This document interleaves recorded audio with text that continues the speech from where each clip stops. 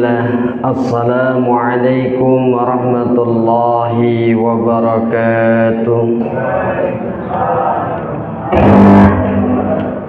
Alhamdulillahi rabbil alamin. Ashhadu an la ilaha illallah wahdahu la syarika lah, wa ashhadu anna Muhammadan abduhu wa rasuluh. Allahumma salli ala Muhammad wa ala ali Muhammad wa ashabihi ajma'in, amma ba'du. Sehat ibu bapak? Terakhir bulan Desember kita membahas 6 perkara ketika seseorang itu sakit menuju kematian, baik sakit karena tua atau sakit karena penyakit. Betul nggih? Sekarang bulan Januari kita membahas agar ibadah kita menjadi lebih meningkat semangat dan meningkat kualitasnya. Apakah sholat itu berat, Bapak Ibu? Nah, ternyata ibu dan bapak yang insya Allah dirahmati oleh Allah, kenapa saya membuat tema ini? Berlatar belakang dari hasil survei yang dilakukan salah satu, yaitu lembaga sosial kayaknya. Jadi negara Indonesia sekarang menempati nomor 2 negara yang paling banyak penduduk muslimnya. Sekarang nomor 1 Pakistan. Dan benua yang paling banyak penduduk muslimnya jelas benua Asia, itu terbanyak. Dan kalau di Asia Tenggara, Indonesia ini menduduki tetap ranking pertama negara yang penduduknya mayoritas muslimnya paling banyak.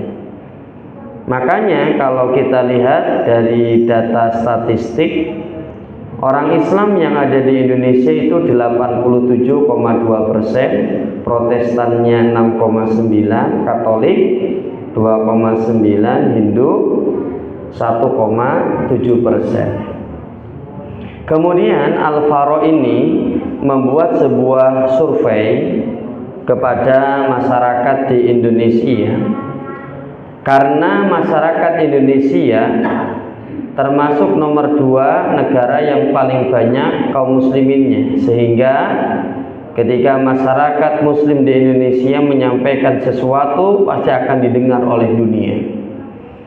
Salah satu survei yang dilakukan adalah mengecek kualitas ritual keagamaan yang ada di Indonesia. Jadi bagaimana kualitas ibadahnya. Dan menunjukkan hasil survei luar biasa. Orang Indonesia yang mayoritas 87% umatnya umat muslim, yang sholat cuma 38%. Jadi kalau dibikin diagram, orang Indonesia yang sholat kalau dibulatkan 39%, yang tidak sholat berapa Pak? 61%. Menurut jenengan salah apa keliru nih? Iya, banyak yang nggak sholat kan ya Pak ya? Betul apa betul Pak? Bahkan menurut tim Republika, pemuda-pemuda muslim yang mau berangkat ke masjid itu cuma 33,6%. Jadi banyak remaja pilih neng rumah, mainan HP, nonton TV, gelundang-gelundung neng kamar. Bahkan ada survei di Jawa Barat, masjid yang bisa makmur pun dari 150.000 masjid cuma 1% saja yang makmur. Itu pun masjid-masjid daerah perkotaan ibu dan bapak. Soalnya memakmurkan masjid itu berat. Nek ceramah itu gampang Pak. Nek nguripi masjid itu abot tenanan Bapak Ibu. Makanya tidak sembarangan ibu dan bapak. Dan hal ini sudah diprediksi oleh oleh Allah Subhanahu wa taala.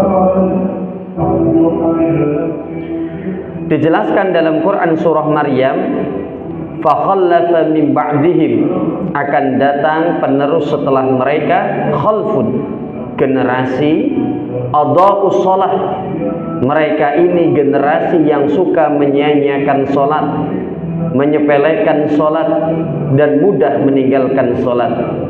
Dan generasi ini watabau syahwat, mereka lebih suka menuruti hawa nafsu. Jadi sudah diprediksi ibu dan bapak akan ada penerus yang suka menyia-nyiakan sholat.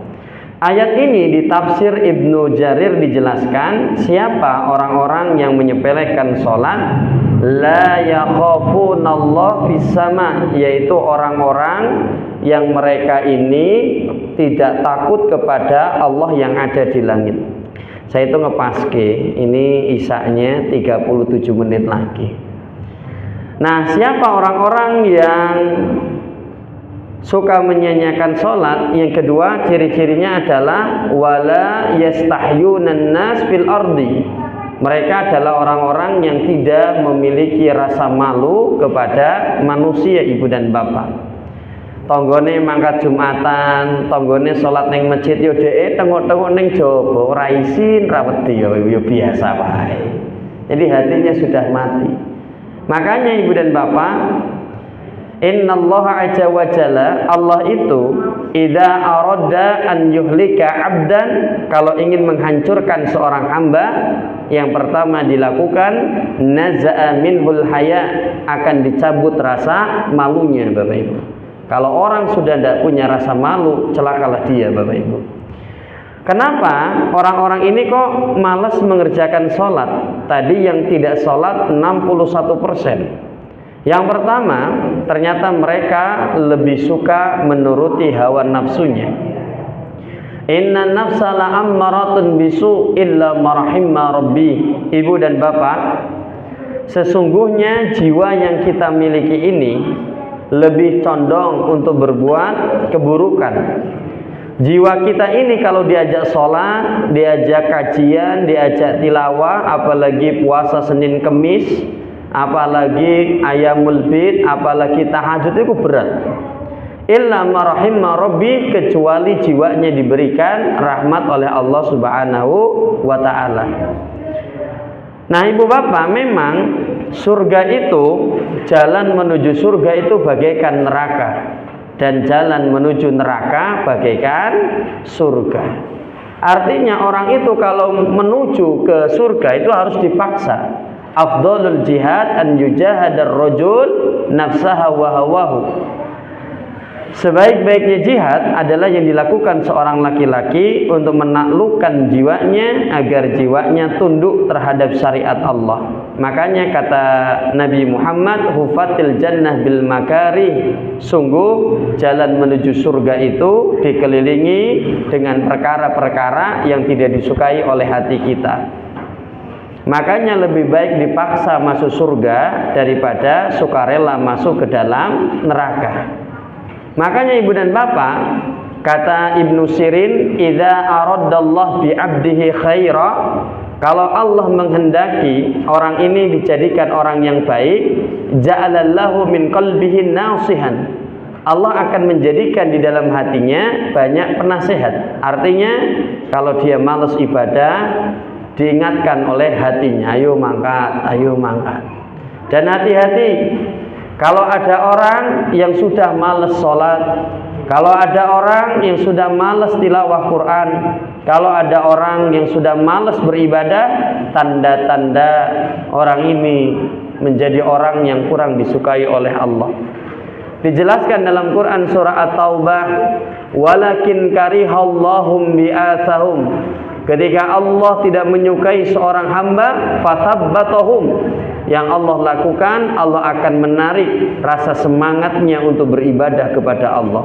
Jadi kalau jenengan tiba-tiba malas ibadah, banyak beristighfar. Kenapa 61% orang Indonesia malas sholat? Yang pertama, mereka golongan yang suka nurutin nafsu. Yang kedua, mereka diganggu oleh syaitan. Karena qala fa bima agwaitani la aqudanna lahum siratakal mustaqim. Syaitan ini adalah bangsa jin sing brengkele, sudah bersumpah serapah, pokoknya aku akan menghalangi semua anak keturunan Adam dari jalanmu yang lurus. Bahkan syaitan ini sudah beriktikad dengan sungguh-sungguh, dijelaskan wa yasuddakum an dzikrillah. Pokoknya aku akan memalingkan anak keturunan Adam ini agar tidak banyak mengingat Allah, wa anis shalah, dan pokoknya aku akan menggoda agar anak keturunan Adam ini mereka meninggalkan sholat ibu dan bapak. Banyak caranya. Ketika orang itu sedang tidur, oleh syaitan diikat kepalanya dengan 3 ikatan. Atau orang ini ketika subuh tidak bisa mendengarkan suara azan, disebabkan ternyata bala syaitan fi udhunaihi, syaitan ini telah mengencingi kedua telinganya. Nah ibu bapak, yang ketiga, makanya kita ini kalau sesuatu itu harus banyak berdoanya biar dilindungi oleh Allah dari godaan syaitan yang menghalang-halangi kita untuk ibadah. Orang yang 61% ini kenapa tidak sholat? Yang pertama, mereka nuruti hawa nafsu. Yang kedua, mereka senantiasa masuk perangkapnya syaitan. Yang ketiga, mereka suka menunda-nunda ibadah sholat. Karena sholat itu semakin ditunda akan terasa berat.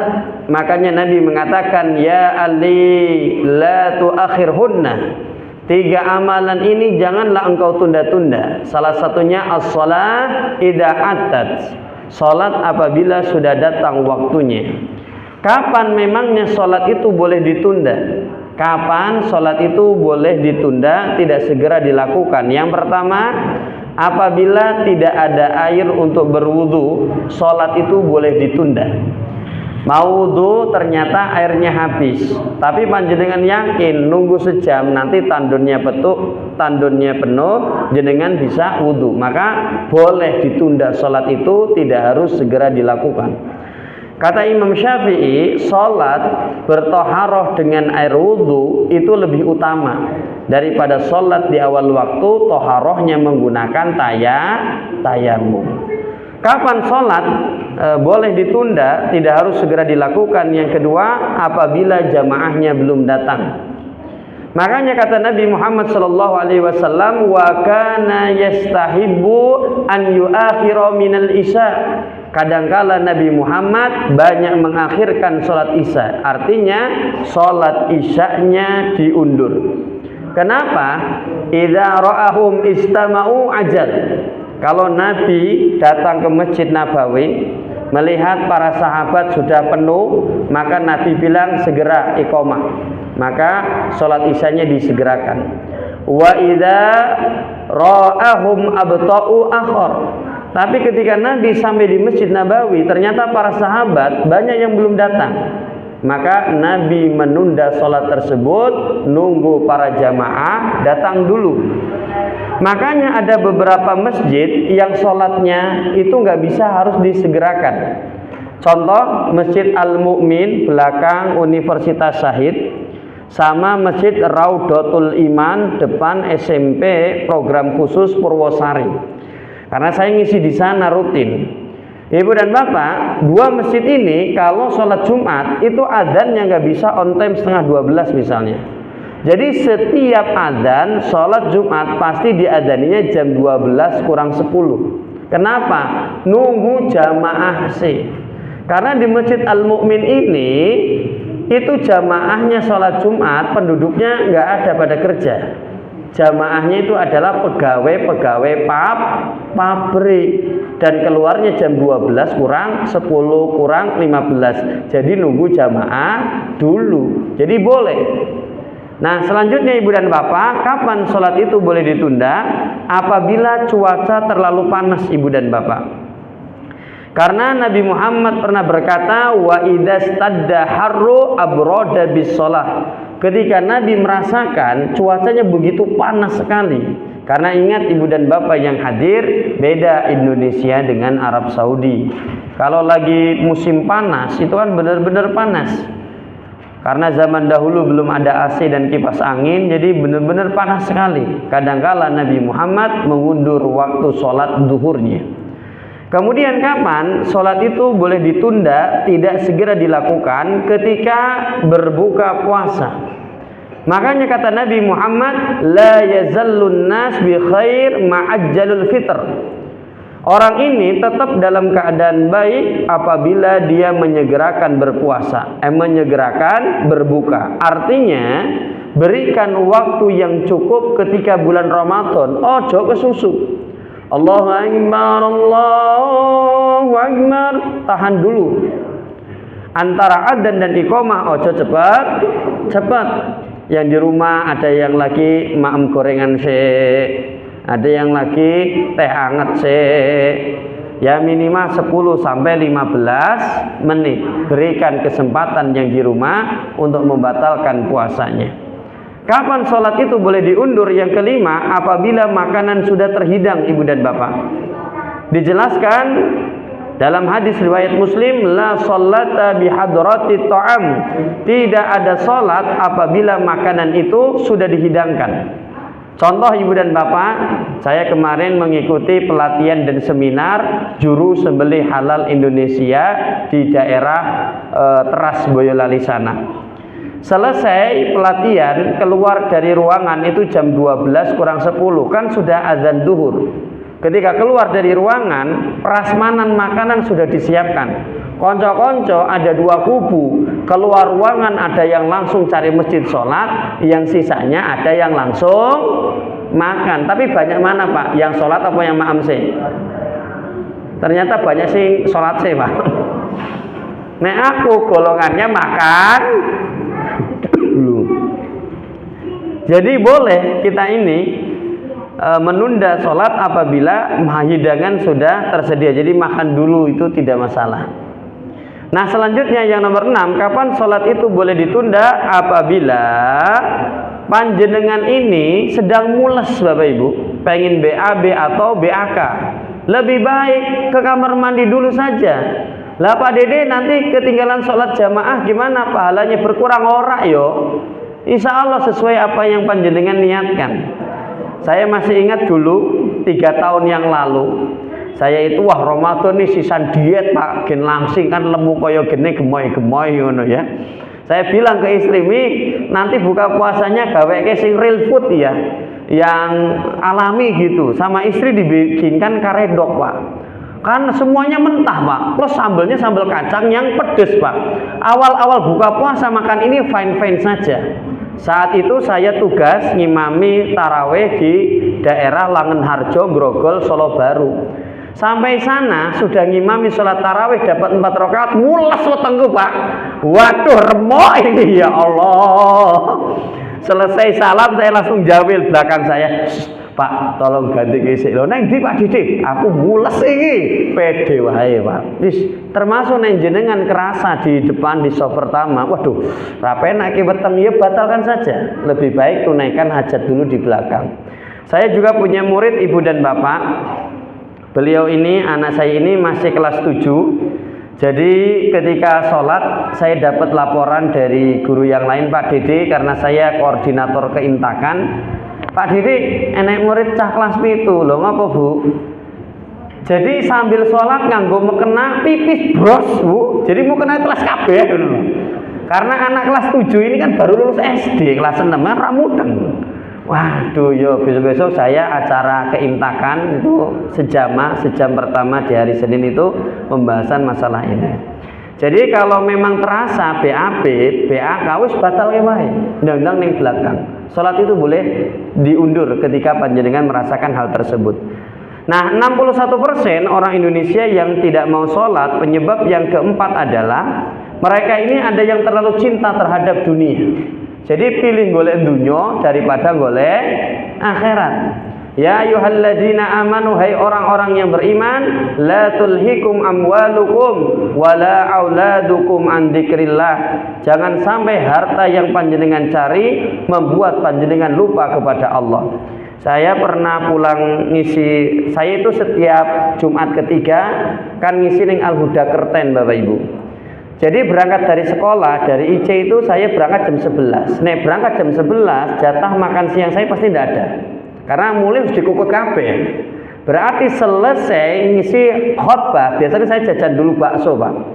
Dan saya punya prinsip nek ngisi khotbah Jumat rasa suwe, makanya nyari materi sing singkat padat tur mentes gitu loh Bapak Ibu.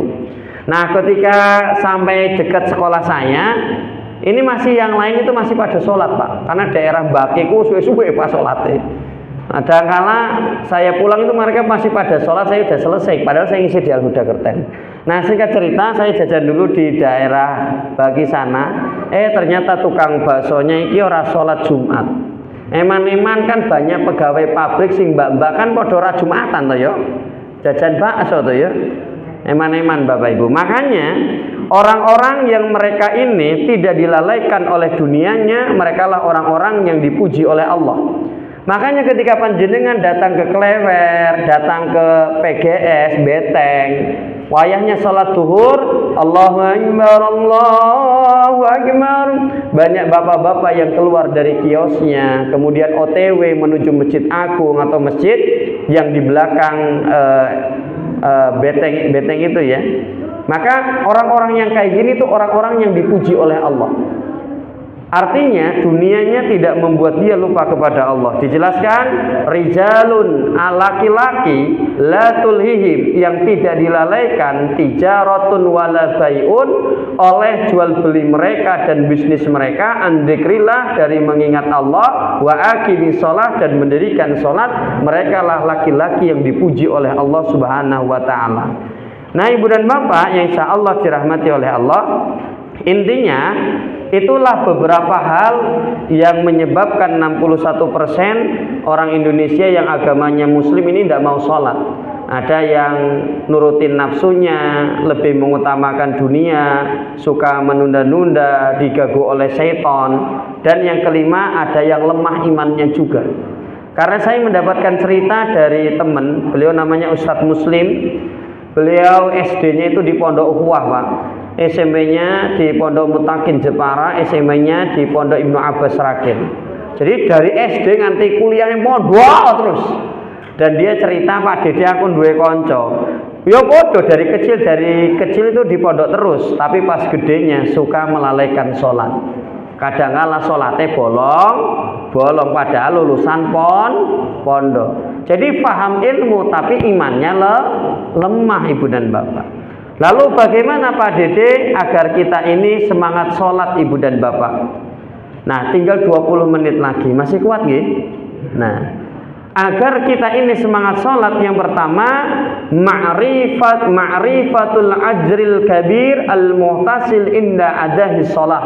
Kita harus tahu dulu keutamaan ketika orang itu mengerjakan sholat, Bapak Ibu. Yang pertama, keutamaan sholat itu adalah as-sholat ahamu arkanil Islam ba'da syahadatain. Sholat itu nomor 2 ketika orang itu telah bersyahadat. Jadi kalau ada orang yang mu'alaf masuk ke dalam Islam, dia bersyahadat, yang kedua yang harus kita ajarkan kepada orang ini adalah melakukan ibadah sholat. Maka penting sekali. Makanya ketika Mu'ad bin Jabal datang ke orang-orang Yaman, karena orang Yaman ini banyak ahlu kitabnya, ada orang Nasrani dan Yahudi. Kata Nabi, wahai Mu'ad bin Jabal, engkau akan mendatangi ahlul kitab. Yang pertama harus kamu lakukan adalah tad'uhum illa an yuwahidullah ta'ala. Ajaklah mereka ini masuk Islam, bersyahadat dulu, meyakini kepada Allah. Selesai mereka bersyahadat, kabarkanlah kepada mereka annallaha farada alaihim khamsa sholawat, agar mereka ini setelah bersyahadat kerjakanlah sholat sehari semalam 5 waktu. Nah, ini pentingnya di sini, Pak Dede. Bagaimana kalau ada orang-orang yang tidak bisa bacaan sholat? Mungkin dia mu'alaf ketika sudah tua, lidahnya sudah kaku, dan dia buta huruf, tidak bisa baca dan tidak bisa menulis. Walaupun orang ini buta huruf, tidak bisa membaca dan menulis, sudah tua dan tidak bisa menghafal, walaupun tidak memiliki hafalan doa-doa sholat, tetap wajib sholat.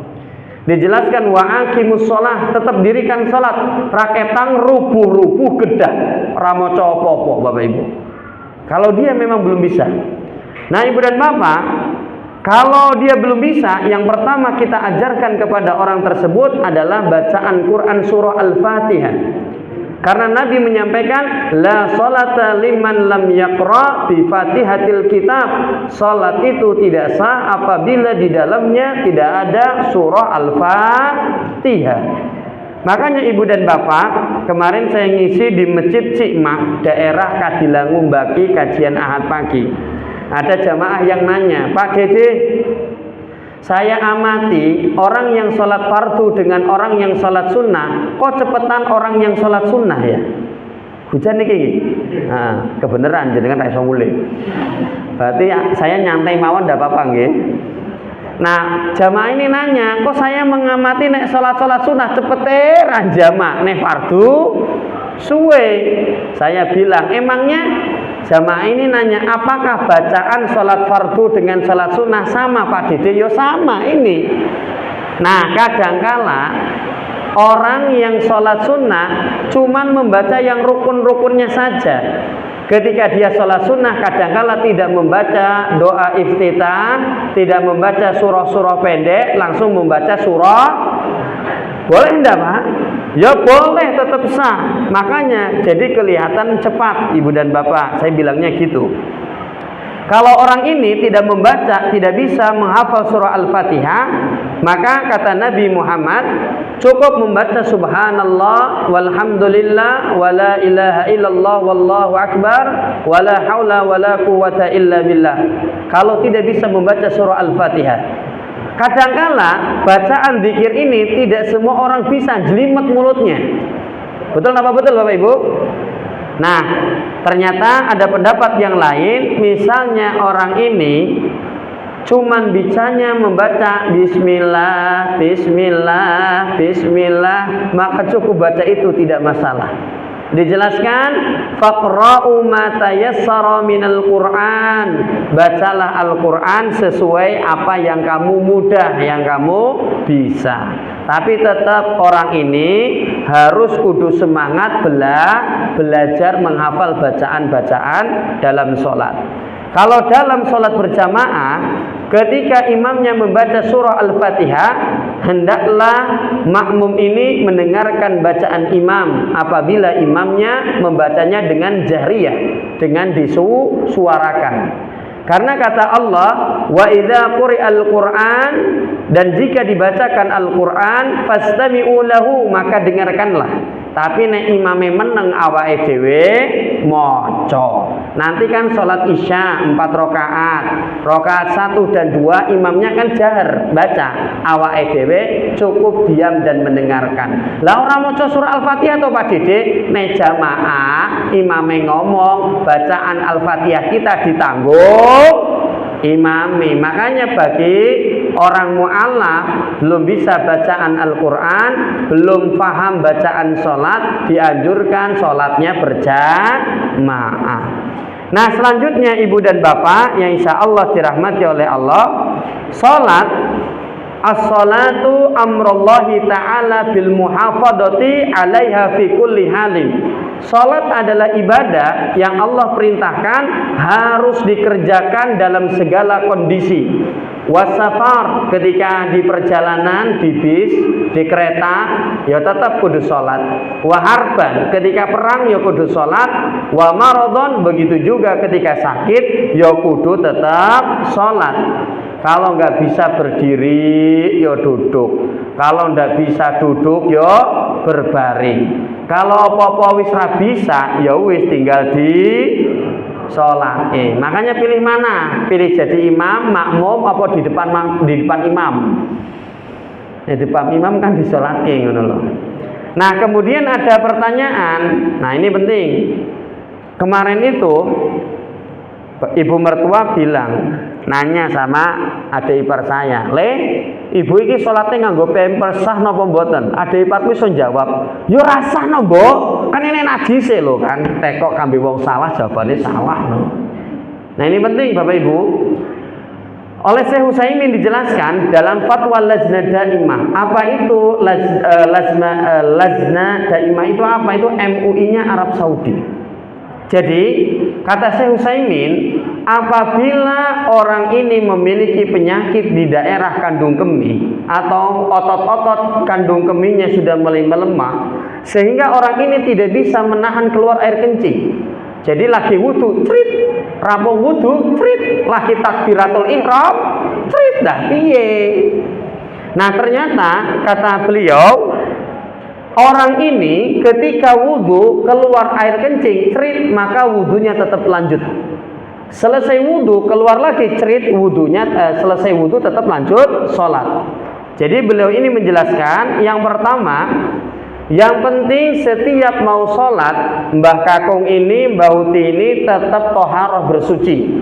Kalau masih mampu pakai air, silahkan pakai air. Kalau tidak mampu, pakai tayamum. Syarat yang kedua, Mbah Uti, Mbah Kakung ini harus menggunakan sesuatu yang bisa menahan air kencingnya, agar air kencingnya tidak tercecer kemana-mana. Kalau zaman dulu pakai kain, kalau zaman sekarang pakai pampers. Nah jadi ketika dia mau sholat maghrib, wudu, nah mau wudu atau mau toharoh, mau tayamum, dia tetap harus pakai pampers dulu. Nah ketika pipis, trit, lanjut saja. Maksudnya ketika wudu, ketika sholat pun keluar air kencing, trit, lanjut saja sholatnya, tidak masalah. Dalilnya tiga ini ibu dan bapak menurut Syekh Utsaimin. Yang pertama, Rabbana wahai Rabbku Allah, wala tuhammilna ma la taqata lana bih, janganlah engkau membebani hamba melebihi dari kesanggupan hamba. Yang kedua, la yukallifullahu nafsan illa wus'aha, Allah tidak akan membebani seseorang melebihi dari kesanggupannya.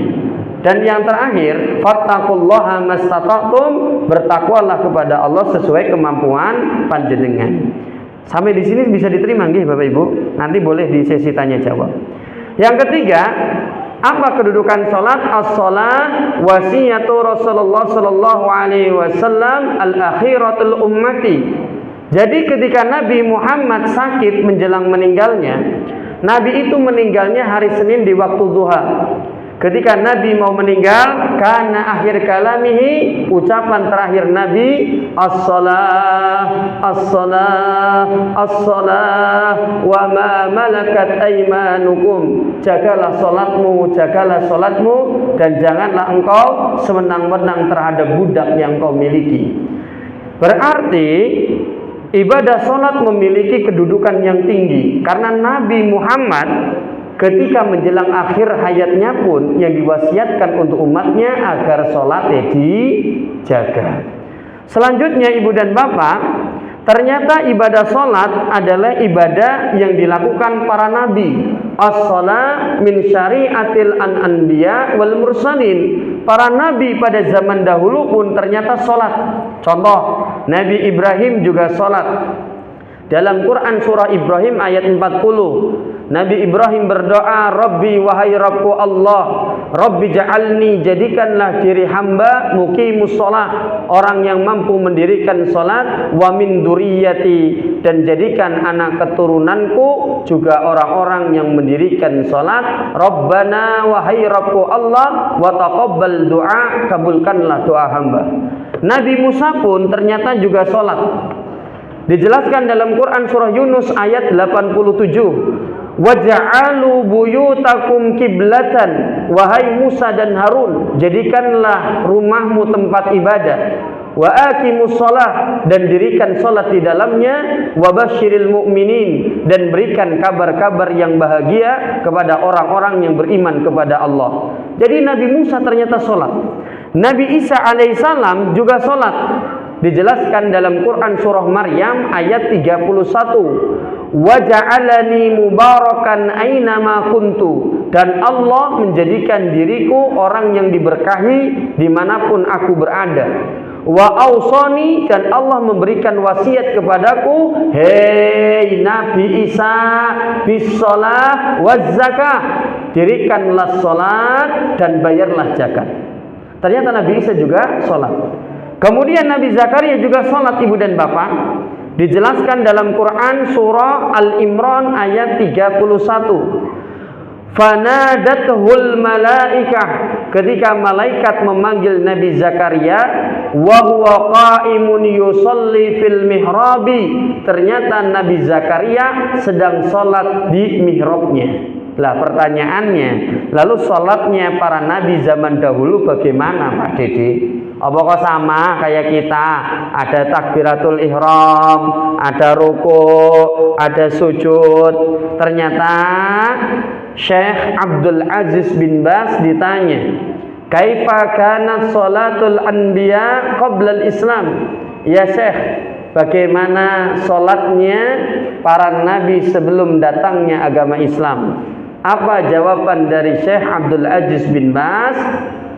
As-sholatul anbiya, sholatnya para nabi sebelum datangnya Islam, Allahu a'lamu biha, hanya Allah yang tahu Bapak Ibu.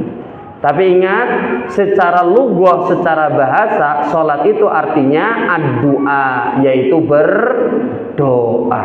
Berarti para nabi zaman dahulu pun berdoa atau sholat, tapi tata caranya hanya Allah yang tahu. Bisa diterima sampai sini Bapak Ibu? Selanjutnya, ternyata seseorang itu diukur dari sholatnya, karena sholat itu tiangnya agama Ibu dan Bapak.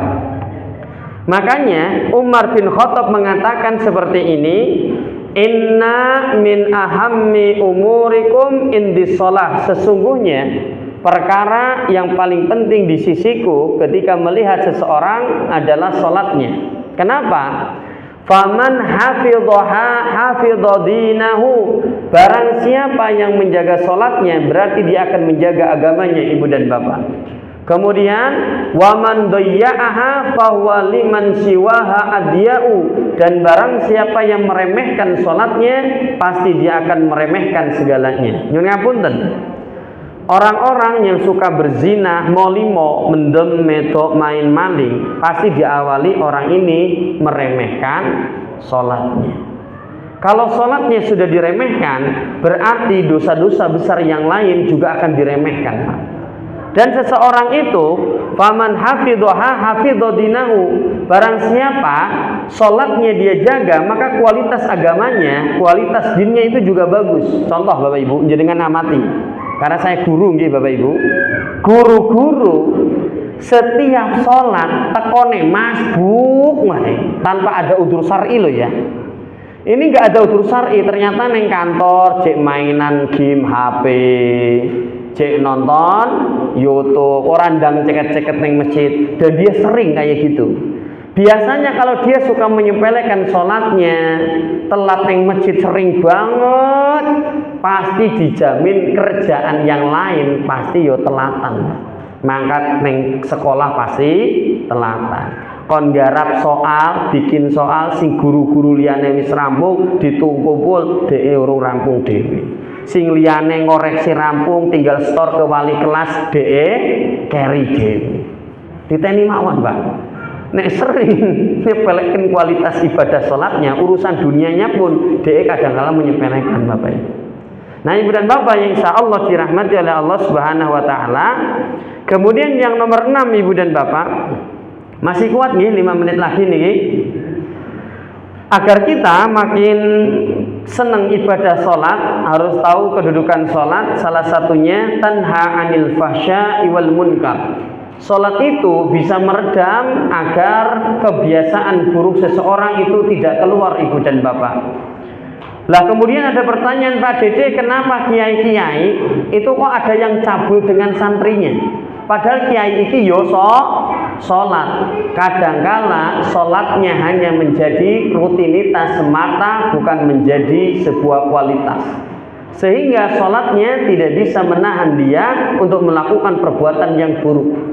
Karena di akhir zaman seperti ini Ibu dan Bapak, Allahu Akbar, takbiratul ihram, sholat di masjid, sholat di musola, tapi selesai sholat nafsu mereka umbar. Ketika sholat, mohon maaf nih ibu-ibu, memakai mukena yang menutup auratnya, tidak terlihat lekuk tubuhnya. Tapi selesai sholat, mak-mak ini ganti pakaiannya dengan baby doll, ya.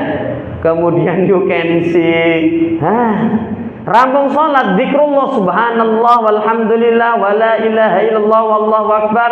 Tapi selesai zikrullah, mulutnya digunakan untuk ghibah, namimah, mengadu domba. Intinya agama hanya dijadikan rutinitas ritual semata, bukan menjadi sebuah kualitas yang kalau dia sholat faham isi dan maknanya. Makanya sholat yang khusyuk itu adalah buah dari ilmu. Kalau dia faham kedudukan sholat, dia faham apa yang dia baca, dia bahkan faham tafsir Quran surah Al-Fatihah ketika baca, maka ini akan masuk ke dalam jiwanya dan mampu membersihkan jiwanya dari segala dosa, dan dia bisa berlaku baik, Bapak Ibu. Nah, Ibu Bapak yang insya Allah dirahmati oleh Allah Subhanahu wa Ta'ala, karena sholat ini adalah tazkiyatun nafs, bisa membersihkan jiwa seseorang. Ingat Bapak Ibu, Ramadan jatuh pada bulan Februari akhir. Dan kenapa dikatakan bulan Ramadan? Karena asal katanya siddatu romda, panas yang terik. Kenapa Ramadan dikatakan panas yang terik? Innama sumiya Ramadan li'annahu yarmaddunu. Karena Ramadan itu waktunya membakar dosa. Cara membakar dosa yang nempel di hati yaitu dengan sholat, pengajian, puasa dan sebagainya. Jadi kalau orang ini ibadah sholatnya tenanan berkualitas, fa insya Allah meminimalisir sifat buruknya itu keluar. Jadi dia kelakuannya baiklah Bapak Ibu. Nah selanjutnya yang nomor 7 Ibu dan Bapak, ternyata ibadah sholat ini annaha awwalu ma yuhassabu alaihi al-abdu yaumal qiyamah min amalihi.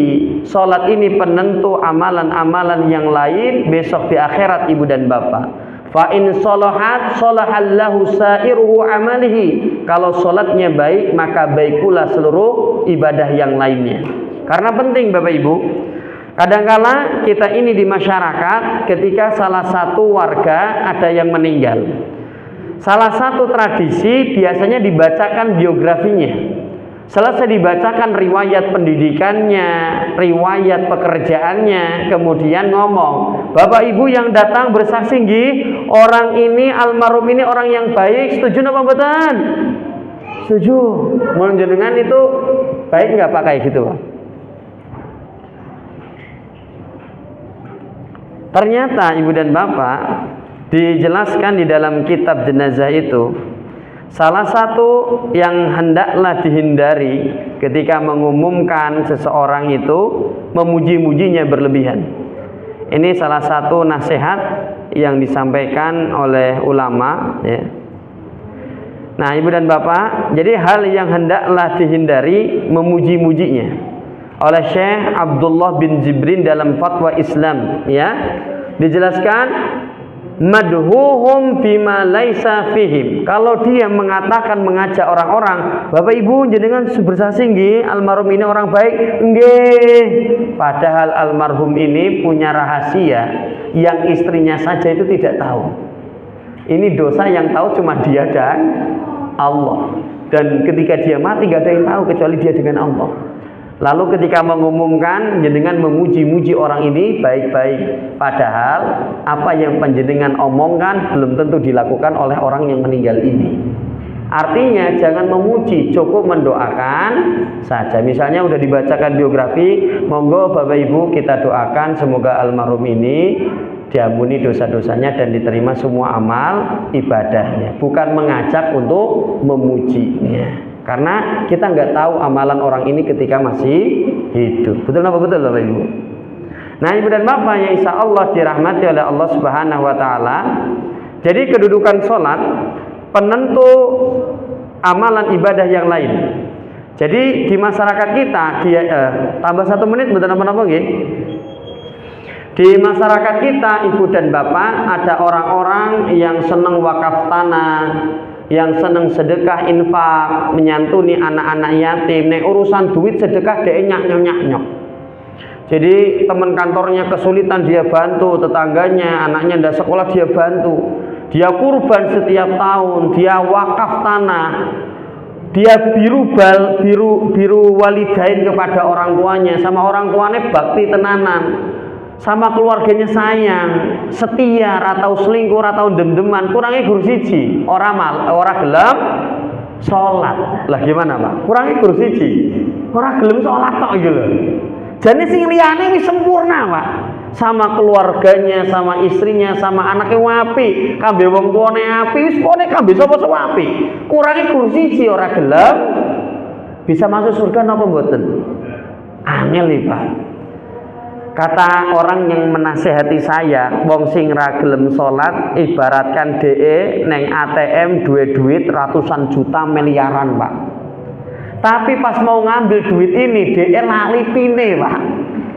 Dan pinnya itu kan 2443 yaitu 2 subuh, 4 duhur, 4 asar, 3 maghrib, 4 isya. Jadi duitnya di ATM, biru walidainnya, wakaf tanahnya, setia kepada istrinya, ngopeni anake dari kecil nganti kuliah ke dadi wong, ora iso dijikuk kabeh. Disebabkan gara-gara dhek ora salat, eman-eman. Lah Pak Dede, iki Mbak Kakung sepuh, wis sak iso kan tadi sudah dijelaskan. Mata ya sarokurum isone bismillah ya wis waca iku wae wis. Mampu nek iku kok bisa diterima niki. Makanya kata Nabi Muhammad sallallahu alaihi wasallam, miftahul jannah as-shalah. Kuncinya surga itu adalah di salatnya. Maka sebaik apapun panjenengan, kalau jenengan ra gelem salat, kebaikan yang lain rasa dijikok, Pak. Bisa diterima niki. Nah, Ibu dan Bapak yang insya Allah dirahmati oleh Allah, monggo kalau ada sesi tanya jawab. Karena percuma kalau saya ngomong terus, yang penting saya dengerin jenengan kalau ada masalah dan unek-unek, biar kita sama-sama bahas dan cari jalan keluarnya. Monggo Ibu dan Bapak. Boleh bertanya sesuai tema, di luar tema juga boleh. Monggo. Nggak apa-apa Pak, mundur 5 menit nggih. Nggih. Di luar tema ndak apa-apa, monggo. Bab ruh kemarin monggo. Apakah orang yang meninggal iso ketemu ning alam barzah? Ya monggo kalau ada yang mau nanya. Bebas. Boleh sesuai tema, boleh di luar tema. Ini mungkin pertemuan sekali lagi. Nanti di awal Februari saya sedikit nyinggung-nyinggung masalah bab puasa Ramadan ya. Nanti masih 1 kali ketemu lagi di bulan Februari. Monggo Ibu, Bapak kalau ada yang mau tanya sesuai tema boleh, di luar tema enggak apa-apa. Nggih. Bagaimana Pak Dede hukumnya mengucapkan selamat Natal bagi pejabat publik? Wis rapopo. Artinya jenengan nanya selain itu enggak apa-apa. Di luar tema ini silahkan tidak apa-apa. Mau nanya itu ya monggo. Tapi maksud saya ngakon, nggih monggo. Nih, Ibu dan Bapak, jadi memperbanyaklah orang ini. Ini pribadi atau pengurus? Kalau pengurus ini susah kan? Karena hidayah itu ada di tangan Allah. Pengurus sebenarnya sudah mempersiapkan, digolek ke imam, golek ke fasilitas gen enak, nyaman neng kene. Tapi Allah nih belum memberikan hidayah, yo wangel. Walaupun rumahnya samping masjid, tugas kita fadzakir innama anta mudzakir. Tugas kita ini cuman mengingatkan, yang menggerakkan hatinya adalah Allah bukan kita. Makanya kayak gitu Bapak Ibu. Karena hidayah itu yang gerakan Allah. Salah satu biar orang ini, yaitu semangat sholat itu, dia ini harus banyak dengar Al-Qur'annya. Dijelaskan, alaika bil iktsari minal Qur'an wa min dzikrillah. Orang ini kalau sering banyak membaca Al-Qur'an dan banyak ingat Allah, biasanya sholatnya itu gampang, Pak. Tapi nek wong iki males maca Qur'an, ra tau maca Qur'an kecuali Ramadan to, arep sholat abote ra jamaah, Pak. Jadi orang itu pengen gampang sholat, perbanyak aja baca Quran. Nanti pas adzan pasti hatinya enteng. Ayo sholat ngono loh Pak. Tapi yang nggak tahu baca Quran abot Pak. Gitu Pak. Jadi tugasnya kita sebagai takmir masjid hanya mengingat dan menyiapkan segalanya. tapi hidayah kita kembalikan kepada Allah Subhanahu wa taala. Gitu nggih Bapak Ibu? Karena dipaksa kontanya nggak ada yang nanya ya sudah alhamdulillah. Monggo. Hubungannya masalah sholat Ustaz. Surat Al-Ma'un itu ayat yang nomor 4 itu ada yang artinya fawailul lil musallin. Orang-orang yang iya. Sholat. Itu yang kayak apa? Iya itu kan nggak sampai sholat tapi kok celaka. Yang saya tanyakan celakanya kenapa? Ya, bagaimana sholat yang baik dan sholat yang diridhoi Allah itu yang bagaimana? Jadi ibu dan bapak, fawailul lil musallin, orang yang celaka dalam sholat ini banyak sekali. Satu, ketika sholatnya niatnya bukan karena Allah. Sholat yang masjid gara-gara maratuane neng rumah pak. Nek ora sholat orang itu warisan kok. Jadi niatnya bukan karena Allah. Orang-orang yang sholatnya bukan karena Allah, besok di akhir hidupnya akan disingkapkan. Dengan cara gimana? Ternyata matinya ditemukan di Red Doors dan Oyo pas malam tahun baru. Loh, sering neng masjid kok neng ini mati nih, wah kan ketoro asli nih. Yang kedua, menyebabkan orang ini celaka dalam sholatnya selain niatnya, ternyata dia tidak memperhatikan rukunnya, wajibnya, syarat sholatnya. Makanya agar sholat ini berkualitas, sholat yang khusyuk itu buah dari ilmu pak. Jadi semakin ngaji, semakin paham, sholatnya akan semakin khusyuk, semakin berkualitas. Kuncinya sergap ngaji. Nanti lama-kelamaan tambah khusyuk sholatnya. Gitu gimana? Cukup niki? Nggih. Karena tidak ada yang mau nanya ya sudahlah. Nah ibu dan bapak insya Allah dirahmati oleh Allah, semoga yang sedikit ini bisa bermanfaat. Mari kita akhiri dengan membaca doa kafaratul majlis. Subhanakallahumma wa bihamdika asyhadu an la ilaha illa anta astaghfiruka wa atubu ilaik. Wa akhiru da'wana alhamdulillahi rabbil alamin. Assalamu alaikum warahmatullahi wabarakatuh.